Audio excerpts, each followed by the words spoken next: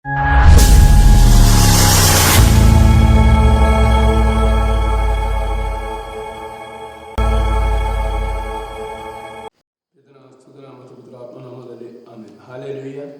Hallelujah.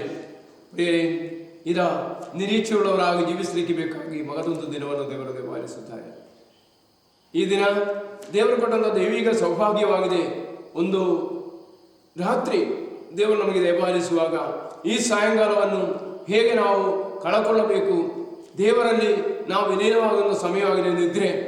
ಅದರಿಂದ ಪ್ರಿಯ ಮಕ್ಕಳೇ, ಒಳ್ಳೆಯ ನಿದ್ರೆಯನ್ನು ನಮಗೆ ಸಿಗಲಿಕ್ಕೆ ಬೇಕಾಗಿಯೂ ನಮ್ಮ ಜೀವನದ ಭಾರವೆಲ್ಲವನ್ನು ನಿರೀಕ್ಷೆಗೆ ಬೇಕಾಗಿ ಸಮರ್ಪಿಸಲು ಅದನ್ನು ದೇವರಿಗೆ ಅಭಿಮುಖರಾಗಿರುವಂಥ ದಾರಿಯಾಗಿದೆ ಎಂಬುದನ್ನು ಅರ್ಥ ಮಾಡಿಕೊಂಡು ರಾತ್ರಿಯಲ್ಲಿ ದೇವರ ಸನ್ನಿಧಿಯಲ್ಲಿ ನಮಗೆ ಆಗಿರೋಣ.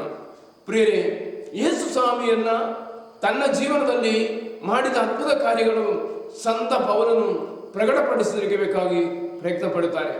ಅದು ತನ್ನ ಆತ್ಮವನ್ನು ಪಡೆದ ನಂತರ ಯೇಸು ಸ್ವಾಮಿಯ ಸನ್ನಿಧಿಯಲ್ಲಿ ನಿರೀಕ್ಷೆಯುಳ್ಳವನಾಗಿ ದೇವರಿಗೆ ತನ್ನ ಜೀವನವನ್ನು ಸಮರ್ಪಿಸಿದ ವ್ಯಕ್ತಿಯಾಗಿದೆ ಸಂತ ಪೌಲ. ಇದಾಗಿದೆ ಪ್ರಿಯ ಮಕ್ಕಳೇ, ಈ ರಾಜ್ಯದಲ್ಲಿ ತನ್ನ ರಹಸ್ಯವನ್ನು ಯೇಸು ಸ್ವಾಮಿ ಯಾರೆಂದು ತಿಳಿಯಲಿಕ್ಕೆ ಬೇಕಾಗಿ ನಮ್ಮನ್ನು ಕರುಣಿಸಿದ ವಾಕ್ಯವಾಗಿದೆ. ಪ್ರೇಷಿತ ಕಾರ್ಯಕಲಾಪ 9ನೇ ಅಧ್ಯಾಯ 20ನೇ ವಾಕ್ಯ. ನಂತರ ಪೌಲನು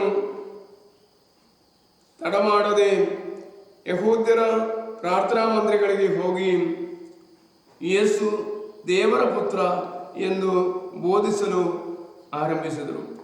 ಹಲ್ಲೆಲೂಯ.